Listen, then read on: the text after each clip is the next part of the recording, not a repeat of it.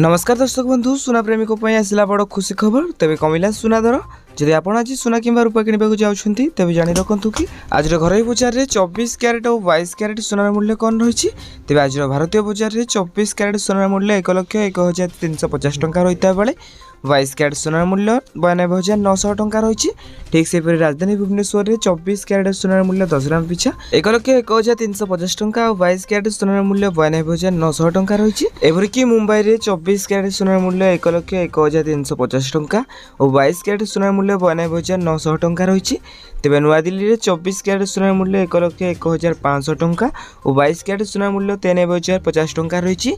तेज दक्षिण भारत प्रमुख सहर चेन्नई में 24 क्यारेट सोनार मूल्य 1,01,350 टंका रही बेले 22 क्यारेट सोनार मूल्य 92,900 टंका रही। तेज पूर्व भारत प्रमुख सहर कलिकता में यथाक्रमे 1,01,350 टंका और 92,950 टंका रही सोनार मूल्य। अन्यपटे रूपा मूल्य किलो पिछा 1,15,000 टंका होती। तेज यहाँ था आज दिन सोनार पर सठिक मूल्य। जदि आपड़ी सोनार पर सठिक मूल्य जानवा चाहता तेज आम चैनल को सब्सक्राइब कर पाखे आसता बेल आइकन को ऑल बटन में सेट करने सहित वीडियो हेल्पफुल होता है निश्चित भाव वीडियो को लाइक कर डिस्क्रिप्शन टेलीग्राम चैनल लिंक अच्छी जाकि आपने जानी जातु।